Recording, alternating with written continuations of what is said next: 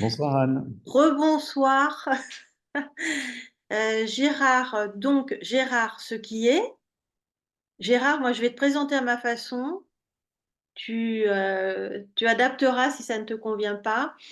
Moi je dirais que tu proposes des rencontres déjà depuis un bon moment Oui, euh, 10 sur ans, ouais.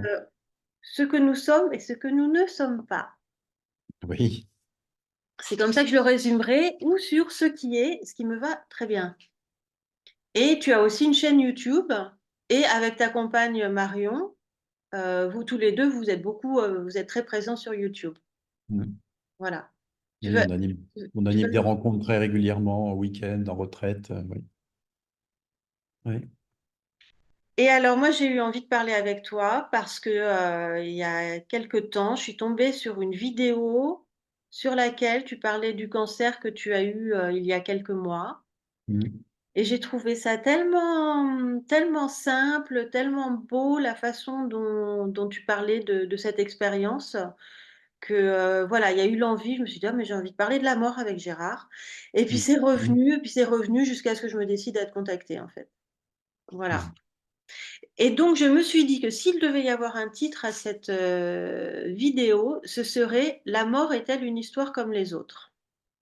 C'est un Voilà. bon. Bah oui, c'est une histoire, évidemment. Quoi d'autre? Oui. Moi, j'ai écrit quelques questions. Enfin, disons, Oui. que c'est des pensées que j'ai transformées en questions Oui. et voir si si as envie de t'exprimer. Bien sûr, oui, il n'y a pas de souci. Oui, oui, oui. Ouais. Alors, la première chose, c'est que pour moi, la naissance et la mort, ce sont des passages Oui. de vie. Et Oui. je ne comprends pas en quoi la naissance serait un moment positif et la mort serait vécue comme un moment terrible. Bah, c'est la façon dont l'espèce humaine le vit habituellement. Euh, Tant qu'on croit que je suis un quelqu'un dans le monde et que je suis addictible à ça, que c'est mon enfant, enfin, la naissance d'un enfant, c'est quand même toujours une joie. Moi, j'ai fait de la gynéco-obstétrique, j'ai vu je ne sais pas combien de mamans accoucher, peut-être 400, j'en sais rien. Beaucoup, beaucoup, quoi, accompagner de temps en temps, côté bébé qui sort, de temps en temps, tenant la main de la maman parce qu'il n'y avait personne d'autre. À chaque fois, c'est comme un miracle, c'est que c'est très très beau, c'est très nourrissant, on ne s'en lasse pas, quoi, on ne s'en lasse pas. C'est, il y a quelque chose de merveilleux qui se passe là, il y a une intimité, il y a beaucoup beaucoup d'amour, et tout le monde pousse en même temps que la maman, par exemple, aussi. Enfin, on est vraiment avec, quoi. Et ça, c'est merveilleux. Mais j'ai aussi accompagné des gens dans la mort. Et même avant toute expérience mystique, non duelle, etc., même avant de ne pas savoir s'il y avait Dieu, si Dieu existait ou pas, enfin ce qu'on appelle Dieu, euh, j'accompagnais toujours les gens main dans la main, les yeux dans les yeux, jusqu'à leur dernier souffle, et avec le sourire. Moi, la mort m'a jamais posé de problème. Ça a toujours été une joie. Les deux sont une joie pour moi, en fait. Mm, Pas la même chose, mais c'est pas le même vécu intérieur, mais les deux sont joyeux, mm, paisibles, joyeux, ouverts. euh, Peut-être un peu plus d'excitation au moment de la naissance d'un enfant qu'au moment de la mort, mais les deux avec beaucoup de paix et de joie. Oui. L'un des plus beaux accouchements que j'ai vécu, c'est une maman qui était toute seule et puis bah, il y avait plein de monde. C'était à l'hôpital dans un CHU, donc il y avait toujours beaucoup de monde qui regardait l'accouchement se produire côté bébé. Et il n'y avait personne côté femme, quoi. Et je suis allé vers elle et je lui ai donné la main. Et le bébé est né, elle l'a pris dans ses bras, elle me serrait la main, mais à m'en faire mal. J'avais mal à la main tellement elle appuyait. Et puis elle était comme ça. Elle regardait son bébé, elle me regardait, elle me regardait, elle regardait son bébé, comme ça. Et en me serrant la main tellement fort, c'est des moments inoubliables. mm. C'est inoubliable. Il y a quelque chose de merveilleux qui se passe là. Oui, alors après, je vais un peu chercher la petite bête aussi, hein, évidemment, quand j'essaye de comparer la naissance avec la mort, parce que quand on perd quelqu'un, quand on perd un être cher, c'est extrêmement douloureux, mais c'est douloureux parce que nous, on est là pour le vivre, parce qu'il y a une vie qui est en train Ah, de vivre cette parce douleur. parce qu'il y a une attache, parce il y a des phénomènes énergétiques, etc. Le deuil est assez inévitable, mais que ce soit excessivement douloureux, non, je ne suis pas d'accord. Pour avoir quand même perdu des personnes qui me sont chères, non, ça n'a pas été comme ça pour moi. La question, c'est Est-ce qu'on est très attaché à la personne? Est-ce qu'il y a un lien énergétique puissant? Est-ce que des choses comme ça? Et alors oui, le deuil il va falloir passer par un processus de deuil. Si demain Marion meurt comme ça du jour au lendemain, évidemment que, enfin j'en sais rien, mais probablement il y aura un processus de deuil à traverser. Ce sera forcément à un moment donné pleurant, j'ai envie de dire, probablement, j'en sais rien, mais parce que tout d'un coup, il y a une coupure qui se passe au niveau corporel, énergétique, hein, et il y a, il y a une modification des repères, du mode de vie, enfin, etc., quoi. Et tout ça, forcément, ça a besoin de se remettre en place. Et il y a une période, on va appeler de deuil, qui est naturelle, j'ai envie de dire. Euh, Ça ne devrait pas durer tellement longtemps. C'est euh, la vision sans tête Douglas Harding, sa femme, Catherine, lorsque son mari est mort, elle a dit, j'ai pleuré pendant 3 jours sans discontinuer. Mhm. Et bah, après, le deuil était fait. Mhm. Tu vois? Il y a vraiment des choses comme ça qui peuvent se passer. La question, c'est quel est notre degré de liberté par rapport à ce qui se passe. Mhm. Il y a des gens qui ne veulent pas s'engager vraiment dans une relation, pas être intime, parce que si jamais par hasard ça s'arrêtait un jour, mais ça s'arrêtera forcément un jour. Mais oui, mais dans ce cas-là, on rate le meilleur. On rate l'intimité, on rate l'amour pour de vrai, quoi. Enfin, l'amour humain, d'humain à humain pour de vrai. Et finalement, quand l'autre meurt, bah, ok, peut-être le deuil sera moins difficile, mais j'y crois même pas.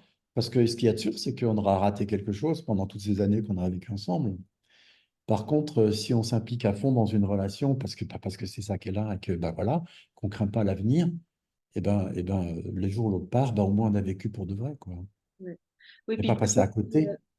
peut-être que ce qui se joue aussi quand cette douleur, quand ce deuil, il se fait, quand il ne se fait pas, en fait, c'est parce que c'est une manière de garder l'autre vivant, en fait, de garder la tâche Il et peut y avoir de. plein de choses. Oui, oui, il peut y avoir plein de choses. Il peut y avoir, oui, une manière de garder l'attachement, de prouver que je l'aimais pour de vrai. C'était dans un séminaire à Lyon, il y a, en 2013, peut-être 14, je ne sais plus. Il y a une femme comme ça qui avait plus de 60 ans et qui était venue et puis qui pleurait toujours son mari mort 15-20 ans plus tôt.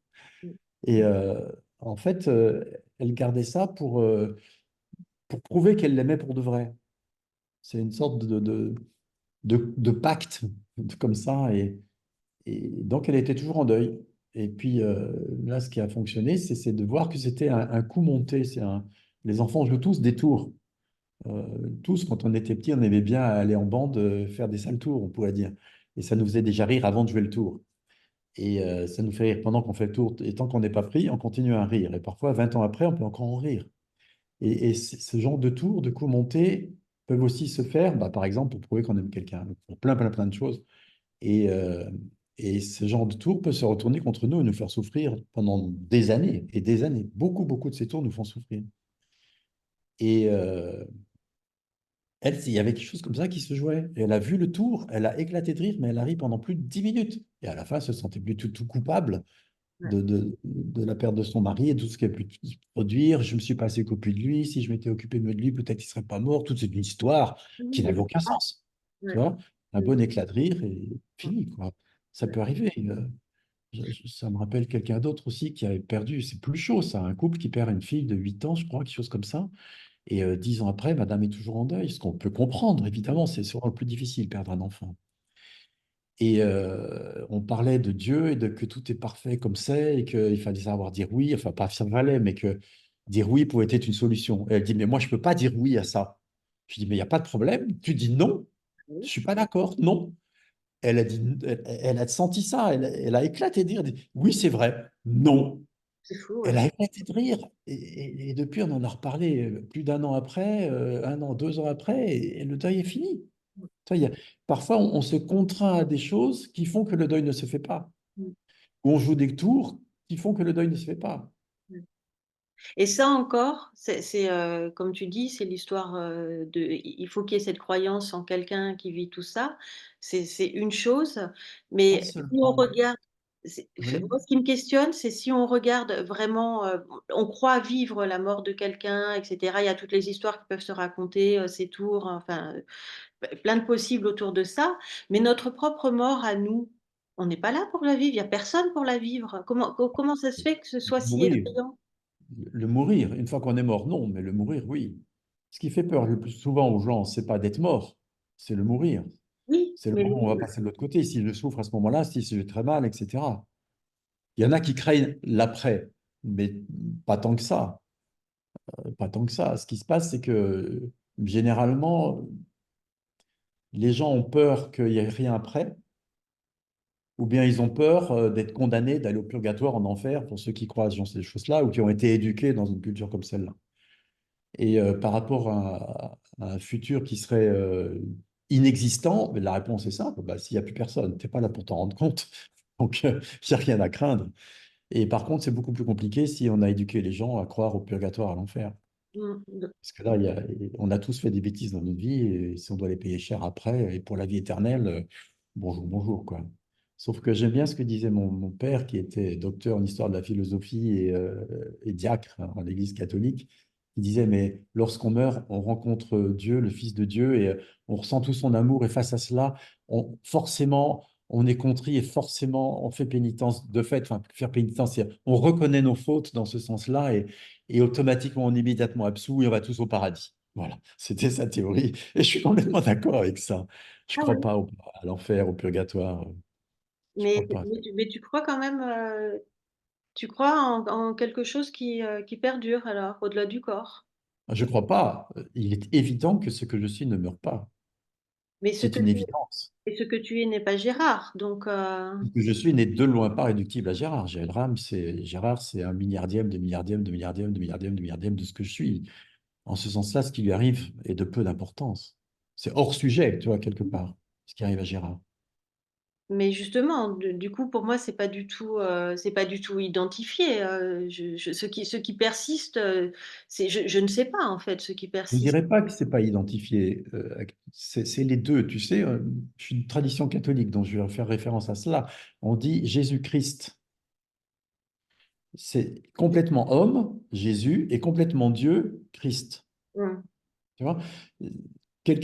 Enfin quelqu'un, il n'y a pas un quelqu'un, mais lorsque l'éveil est complet et parfait, comme chez des gens comme, je dirais, Jésus-Christ sûrement, comme chez les avatars en Inde, euh, il n'y a pas l'idée d'être ce corps, mais c'est quand même complètement humain. Et c'est quand même complètement humain. Il n'y a pas l'idée d'être réductible à ce corps. Et quoi qu'il arrive à ce corps, c'est sans importance quelque part. Et c'est complètement humain. Ça interagit avec les autres, ça aime,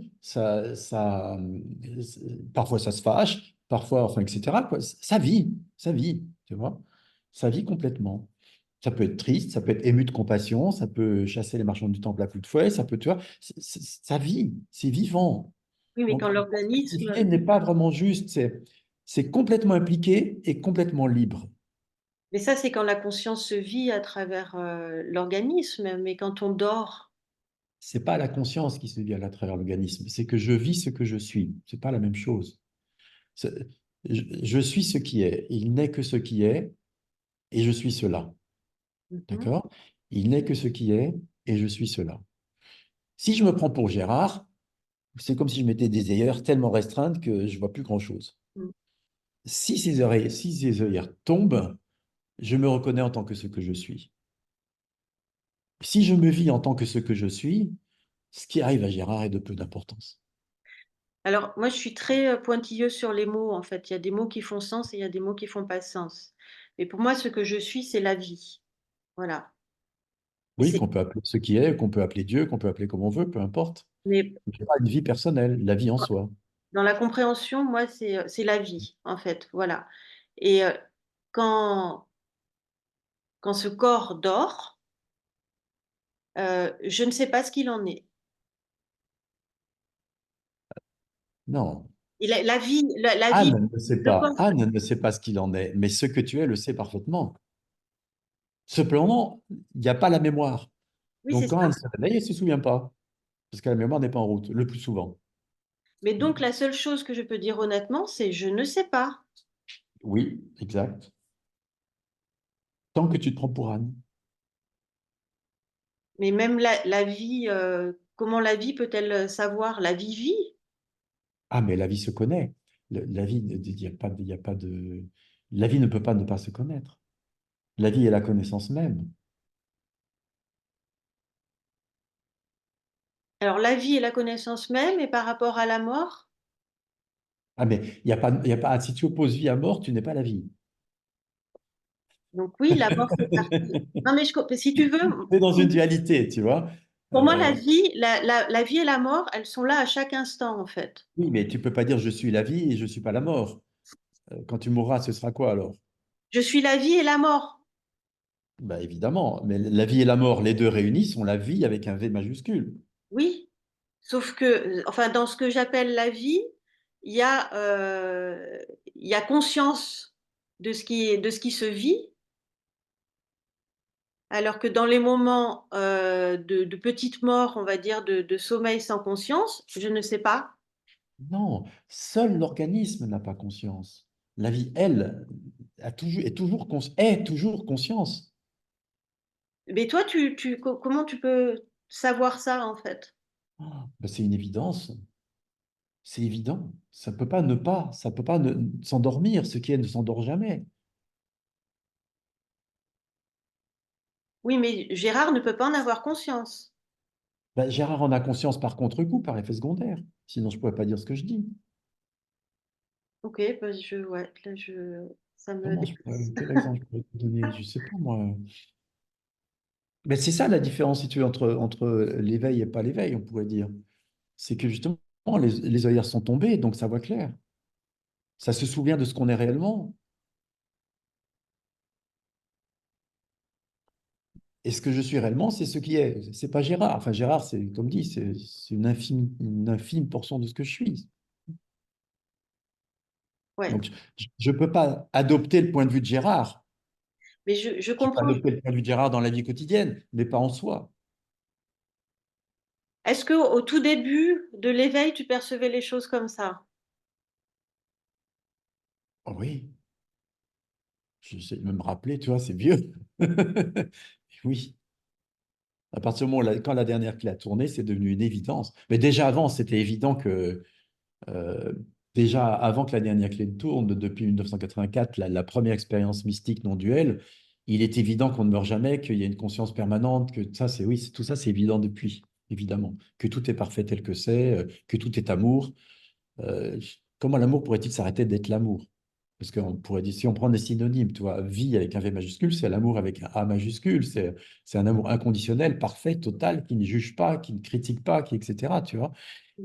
C'est comme le soleil brille, il peut pas ne pas briller, quoi. Il s'occupe pas de savoir si les plantes poussent sur la terre, ça pousse de fait. Tu vois, et c'est pareil avec l'amour, c'est pareil avec la vie, c'est pareil. Tous ces mots sont synonymes euh, et non pas de contraire, non pas de contraire. Tu vois, Hmm. c'est l'amour sans contraire. C'est pas l'amour opposé à la haine. L'amour et la haine, c'est ce qu'on vit sur terre. Mais l'amour en soi, elle ne connaît pas de contraire. Et la vie en soi ne connaît pas de contraire. Et la conscience en soi ne connaît pas de contraire. Pareil. Oui, Ou la mais sérénité, ou la perfection, ou la joie, ou la paix ne connaissent pas de contraire et sont sans objet. C'est-à-dire, ça aime, ça peut pas ne pas aimer, qu'il y a quelque chose à aimer ou pas. Et dès qu'il y a un objet qui se présente, l'amour que je suis ne peut pas ne pas aimer cet objet. En tant que l'amour que je suis, c'est impossible. quelle, quelle différence pour toi si ton cancer t'avait mené à la mort ou le fait de guérir parce que tu as quand même voulu, Aucune. tu t'es quand même soigné? Oui. Mais parce que, en fait, en médecin, si tu veux, d'abord, je suis allé voir. Bon, les médecins m'ont posé. Bon, déjà, l'IANSIC a été long à poser parce que ça a été tellement petit qu'on ne l'a pas vu tout de suite. Une fois que j'ai su que c'était un cancer, la question est qu'on m'a proposé le traitement, connais les médecins, je savais par quoi j'allais passer, et encore, je ne savais pas tout. Et je suis allé voir, mais est-ce qu'il n'y a pas un autre traitement? Quelles étaient les chances de guérison complète? Etc. Et vu la petitesse du cancer, vu comment il était pris tôt, vu, etc., a priori, j'en entendrai plus jamais parler. Donc, j'ai choisi de me traiter. D'accord. Mais il y aurait eu 50% de chances que je ne guérisse pas. Probablement, je ne me serais pas fait traiter. Parce que l'organisme Gérard soit vivant ou mort ne change rien à ce que je suis. C'est complètement hors sujet. C'est pas le sujet. C'est pas le sujet. On s'en fiche. C'est aussi pour ça que j'ai vécu ce traitement comme je l'ai vécu, parce il y avait pas l'idée de il faut que je guérisse, de lutter contre le cancer. Il y a pas ce que les gens vivent habituellement par rapport à tout ça. C'était complètement tranquille et en paix tout le temps. tu vois. Je suis rentré à la maison après la deuxième chimiothérapie. Je disais à Marion, oh, j'ai l'impression d'être au bout de ma vie, je ne sais pas si je vais me réveiller. Mais je lui ai dit sur ce temps-là, tu vois, je suis allé me coucher. Tu vois. Et c'était vraiment vécu comme ça. Il y a zéro problème à mourir, zéro problème à être mort. Mais ça, c'est quelque chose que je comprends parce que j'ai failli moi-même mourir à plusieurs reprises et ça a été, il y a tout un truc qui s'est passé par rapport à ça et c'est assez serein. Il n'y a pas de peur non plus par rapport à la mort. Mais tu dis quand même que au cours du process, il y a eu des choses qui se sont passées. Il y a encore eu du nettoyage qui s'est fait, il y a des choses qui sont remontées. C'est ce que j'ai cru comprendre à travers ta vidéo. Ah oui, oh, c'est déjà loin, enfin, ça fait pas un an, mais c'est déjà loin pour moi, je me souviens pas de tout. Il y a surtout, il y a deux choses. Oui, il y a un côté où il y a des empreintes karmiques qui sont remontées, qui ont été vues clairement et qui se sont libérées. Euh, j'ai envie de dire un peu en dépit de moi-même, c'est-à-dire que j'ai pas cherché spécifiquement à faire ça. Je connais comment ça s'appelle, un- quelqu'un qui travaille en énergétique qui m'a dit, ah, puis il y a ci, il y a ça, ce serait intéressant que tu regardes. Et du coup, je suis allé regarder. Je ne sais même pas s'il y avait vraiment un rapport avec la maladie. Lui disait que oui. Euh, et puis l'autre côté, dont je n'ai pas parlé dans la vidéo d'ailleurs, que j'ai oublié à ce moment-là, c'est tout le côté mystique non dual. C'est-à-dire qu'il y avait une séance de radiothérapie 5 fois par semaine. Et toutes les séances de radiothérapie, il y avait des expériences mystiques non duelles. Euh, Quasiment, ouais, tout presque, quoi. Et il y en avait d'autres encore en dehors de ça. Et un jour, il y avait tellement d'énergie, le Christ était là en train de faire un soin avec d'autres maîtres, on va dire. Et il y avait tellement de puissance que je me suis demandé si ça allait pas faire péter la machine. Elle n'a pas pété, Mmh. mais c'est très très puissant, hein. Et là, il y a eu une vraie intégration euh, de plus au niveau non-dualité, au niveau de ce qui est. C'est-à-dire que on a l'habitude de dire avec Marion que déjà, il y a plusieurs réalisations. La première, c'est réaliser que il n'y a pas d'auteur, il n'y a pas de moi auteur qui pilote cet organisme. Je suis et euh, je suis englobe l'univers entier, on va dire ça comme ça. L'être dont parlent les philosophes, hein, surtout les présocratiques. Euh, et puis la deuxième étape, c'est réaliser que tout cet univers est en fait non définitivement réel, n'existe pas de manière séparée de l'absolu, on va dire, de la source, et qu'il n'est que la source, qu'il n'est que ce qui est, et que je suis cela. Mmh. Il n'est que ce qui est simultanément et l'absolu inconnaissable, que dans la tradition chrétienne on va appeler le Père, et tout le connaissable, que dans la tradition chrétienne on appelle le Fils, le Christ. Et en fait, les deux sont un, comme disait, le Père et moi sommes un, c'est-à-dire le- le- l'absolu inconnaissable, vacuité pleine des bouddhistes, et le monde sont une seule et même non-chose. Il n'y a pas deux. Il n'y a pas deux. Euh, et la vacuité est complètement pleine, justement, de toutes ces apparences qu'on appelle le monde et tout ce qui s'y passe. Et lors de cette expérience, il a été clairement vu enfin, que nous sommes Christ, en fait. Il n'y a pas deux là non plus. Il n'y a pas le Christ en dehors d'un quelqu'un. C'est-à-dire que, comme il disait tout le temps, je serai toujours parmi vous. C'est-à-dire que, et tous les avatars disent ça, hein, tous les grands maîtres disent ça. Ramana Maharshi, Mahatma Moyi, etc. Ils le disent, la mort ne change rien, je suis toujours là. Et moi, je peux dire la même chose aussi, même si je n'ai pas ce niveau-là. Évidemment que la mort ne change rien, que je suis toujours là. En tant que ce que je suis, c'est évident, je suis toujours là. Gérard sera peut-être plus là, évidemment, mais ce que je suis, il sera toujours là. Et ce qu'il m'a dit à ce moment-là, le Christ, c'est, mais tu n'as pas besoin de parler avec moi comme si j'étais extérieur. Je suis partout, je suis en toi aussi. Mmh. Et évidemment, c'est évident. Sauf que jusqu'à présent, depuis que le Christ est mon maître, depuis 1984 et même déjà avant, euh, ben, je lui parlais comme à quelqu'un d'extérieur. Et ce qui est aussi tout à fait correct, hein, sauf qu'à ce moment-là, c'est rentré à l'intérieur. Et il n'y a plus de différence entre Jésus-Christ, enfin Christ et ce que je suis. Et à ce moment-là, ça a continué à parler à l'intérieur de moi en tant que Christ. Et ce qu'il a dit, et le Père et moi sommes un, c'est-à-dire qu'il n'y a pas de différence entre l'absolu inconnaissable et Christ et ce que tu es. C'est un seul, et même, je ne sais pas quoi, il n'y a pas deux, quoi. Et à ce moment-là, ce qui a été vécu, c'est que bah, clairement, euh, la source inconnaissable, tout le connaissable, et Gérard, et tout ça, il n'y a pas deux, c'est une seule et même chose, une non-chose. Et ça s'est incarné à ce moment-là. Donc, merci le cancer, quelque part, tu vois. Donc en fait, il y avait quelque part une certaine forme de dualité encore qui s'est intégrée, quelque chose qui s'est intégré, qui ne fait plus qu'un. Oui, on pourrait le dire comme ça, je le dirais plutôt dans ce qu'on dit toujours avec Marion, dire donc c'est deux grands éveils, réaliser qu'il n'y a pas de moi que je suis, Oui, réaliser que tout cela n'est pas définitivement réel, il n'est que ce qui est, mais après ça s'approfondit, tout ça se déploie. oui, oui, oui, Les sages, en particulier dans le bouddhisme, Theravada par exemple, ils disent euh, qu'il y a quatre êtres nobles. D'autres disent, les hindous disent, avant l'éveil, on est sur la voie vers la voie. Après l'éveil, on est sur la voie. Avant l'éveil, on est un apprenti disciple. Après l'éveil, on est un disciple. Il y a plusieurs grandes traditions comme ça qui disent que la réalisation n'est pas la fin, que ça continue.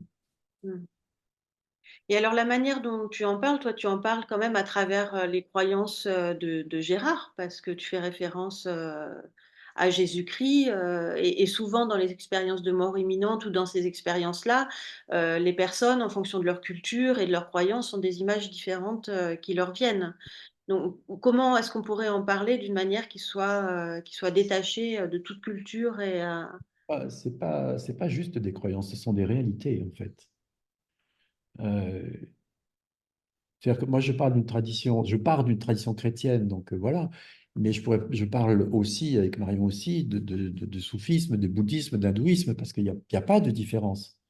Je disais tout à l'heure, tous les avatars sont enfin, sont pleinement réalisés, pour mettre des mots dessus, hein, les mots n'iront jamais.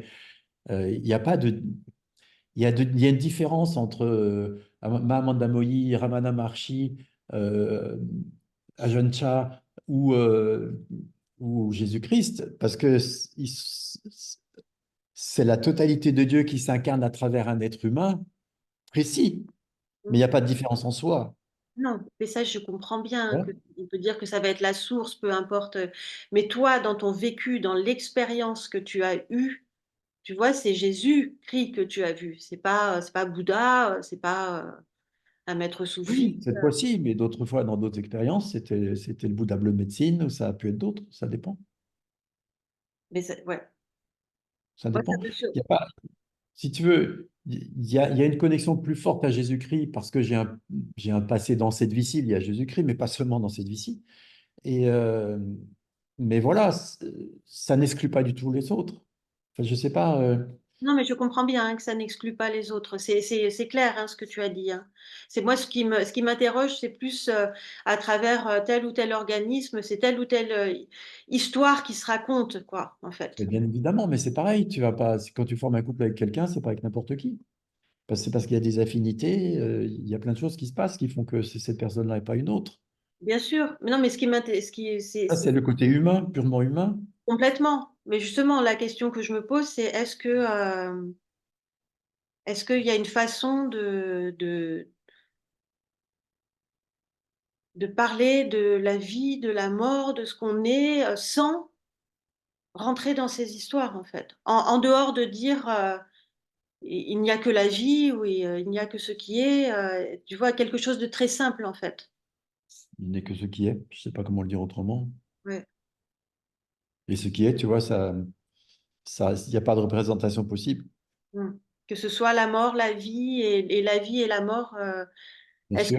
est-ce que c'est juste de dire que à chaque instant, la vie et la mort sont présentes en fait. Elles sont, Évidemment, évidemment, évidemment, tout le temps, tout le temps, tout le temps. ouais. D'un point de vue existentiel, duel, évidemment, ça se côtoie tout le temps. Chaque seconde, il y a des gens qui meurent, chaque seconde, il y a des gens qui naissent, les cellules de notre peau meurent à tout instant, enfin, etc., etc. C'est tout le temps, oui, oui. Et que c'est la vie. Ça fait, oui, c'est la vie en soi, bien sûr, qui Ouais, s'exprime de cette manière-là. Ouais. ok. Bon, après, je l'appréhende pas comme tu le dis, tu vois, comme la vie, Mm. comme tu es la vie. Moi, c'est vraiment le jour où ce corps meurt, la conscience s'arrête, en fait, tu vois, La voilà. fonction corporelle s'arrête, oui, mais pas ce que tu es. Oui, mais la conscience en dehors de ce corps, je ne sais La, pas. la conscience n'est pas limitée au corps. La conscience que tu as du corps n'est qu'une infime fraction de la conscience que tu es. Est-ce que ça t'est déjà arrivé de passer devant un magasin et de dire, ah tiens, ça, je vais l'acheter, c'est pour un tel. C'est pour un tel. Oui, tu achètes quelque chose, tu sais que ça va faire plaisir à un tel, que c'est pour lui, quoi. Oui, Ça t'est déjà arrivé, ce genre de choses? oui. Comment tu fais pour savoir ça? Non, mais j'entends ça, hein. Je comprends ce que tu dis. Seulement, en dehors de ce qui est vécu à travers ce corps, je ne sais pas comment ça se Non, vit. c'est juste une croyance, ça. Mais peut-être que Et c'est. là maintenant, tout de suite, si tu veux bien, laisse-toi ressentir l'espace. Hmm. Il y a l'espace autour de toi, il y a l'espace, il traverse le mur, traverse les murs, et il s'étend à l'infini. Laisse-toi ressentir l'espace. Est-ce que c'est le corps qui ressent l'espace? Non? Donc, la sensation n'est pas limitée au corps. Ça doit La être. conscience de l'espace n'est pas dans le corps. C'est probablement la croyance que la conscience ne peut pas se vivre en dehors de ce corps, en fait. Voilà. Ben oui, mais c'est une histoire, et elle est fausse. Et toi, tu vis là, donc ben voilà, moi je découvre quelque chose, hein, c'est-à-dire que la conscience peut se vivre en dehors du corps. Tout est Mais conscience. Rien de ce qui existe dans la matière est inconscient. Tout est conscience. C'est-à-dire, on peut facilement, j'allais dire, regarder un arbre et voir ce qui vit, parler avec lui. Les pierres peuvent raconter ce qui s'est passé autour d'elles. Je veux dire, tout ça, c'est habité. ouais, Parfois, on rentre dans un lieu avec Marion et on ressort tout de suite parce qu'on sait qu'il s'est passé des choses pas du tout agréables là-dedans. ouais. Tu vois? Et comme on le sait, parce que les pierres vibrent ça, l'énergie du lieu est empreinte de tout cela. Oui, C'est mais vivant. ça passe à travers là quand même. Non, ça se traduit dans le corps. Oui, C'est un après. ça se traduit. Il n'y a pas besoin du corps. Ben oui, c'est ça que, voilà, c'est ça qui, voilà. C'est ces trucs-là, tu vois, sur la mort, qui est une perception au sujet de la mort que je n'ai Comment pas. on pourrait parler avec les morts sinon? Comment on pourrait aller de vie en vie s'il ne restait pas quelque chose de conscient? Mais moi, j'ai pas de croyance par rapport. J'en ai eu, mais j'en ai plus. Si tu veux, ce Moi, sont je des sais pas des croyances qui sont croyances. tombées. Moi, c'est pas des croyances, c'est des évidences. D'accord. Parce que c'est des choses qu'on voit, c'est des choses, tu vois. Ouais. Oui, oui. Ben, un jour, j'animais un séminaire dans les expansions de conscience chez moi. Il y a une femme, 45 ans par là, que je connaissais pas, qui vient là. Et, et je sens sa fille décédée qui vient me parler. Elle est morte à 20 ans d'un accident de cheval. Mhm. Et qui me dit de dire ça et ça à sa mère. Mais je la connaissais pas, cette femme. Mhm. Et à la fin de la réunion, je suis dit, allé dire, tu as une fille, t'avais une fille qui est morte à 20 ans d'un accident de cheval. Comment tu sais ça? Eh ben voilà ce qu'elle a à te dire. Comment je peux le savoir s'il n'y a pas une conscience qui parle? Mais en fait, si tu veux, moi aussi, j'ai eu des expériences comme ça, que je racontais ça par rapport à ces expériences. Et après, ce qui est venu, c'est que finalement, je ne sais pas, ce sont peut-être des mémoires, c'est peut-être une vie parallèle, ça peut être plein de choses. Il se passe ça, mais je peux pas en dire grand-chose à part, il se passe ça en fait. Parce que je ne sais pas réellement ce qui s'est passé. Ben oui. Voilà. Mais bon, c'est chacun vit les choses. Et puis, effectivement, moi, j'ai pas cette conscience il y a je ne me sens pas partout, en fait. Voilà. La conscience se vit à travers là. Voilà. Je dis pas que Gérard se sent partout. Je dis que ce qui est n'a pas de limite. Oui, mais ça, ouais. Et que ce que je suis est cela. Pas Gérard, ce que je suis. Mm. Ok. Gérard, lui, il est limité, bien sûr. Ouais. Heureusement. Ouais. Ok. Mhm. Donc, bah, je suppose que maintenant, la mort est bienvenue, peut arriver à n'importe quel moment. C'est ok, quoi. Oui, ça fait longtemps, oui. Bien Ouais. sûr. Mm. Oui, qu'est-ce que ça peut faire? Ouais. Mm. Oui, c'est la même chose que d'aller te coucher le soir, en fait. Bah oui, on pourrait dire ça, oui, oui, oui, tout à fait. Mm. Oui, il n'y a pas d'idée sur toutes ces choses-là. C'est tranquille, quoi. Il n'y a pas de. Ouais. Oui, l'instant se vit et voilà. Sans appréhension sur l'instant d'après. Dans l'ensemble, oui, bien sûr. Oui, oui, oui. Il peut y Mm. avoir des questionnements, il peut y avoir. Oui, mais pas. Ouais, Ok. bien sûr. Heureusement, c'est tranquille. Il y en a qui comparent la réalisation aux grandes vacances, à des grandes vacances. Ouais. Et c'est vrai que ça a vraiment un côté comme ça, c'est des grandes vacances. Euh, Déjà parce qu'on se fiche la paix, une paix royale, et puis parce que il y a beaucoup moins de tension, et quasiment, enfin oui, il n'y a plus de tension par rapport à l'avenir, ou par rapport au bonheur, ou par rapport à des choses comme ça. Et puis, c'est bien plus souriant, c'est clair. En soi, ça ne veut pas dire qu'au quotidien, Gérard sourit tout le temps. Gérard, il vit sa vie de Gérard, hein, Mm. mais ce que je suis, lui, il est toujours souriant. C'est Ok. le bonheur même. C'est une chose qui est sortie dans la toute première réunion que j'ai animée en non-dualité. C'était tout d'un coup, je sors comme ça, tout à trac, genre, mais je suis le bonheur même. Et Gérard s'est arrêté parce que Gérard ne savait pas. D'accord. Ouais, ouais.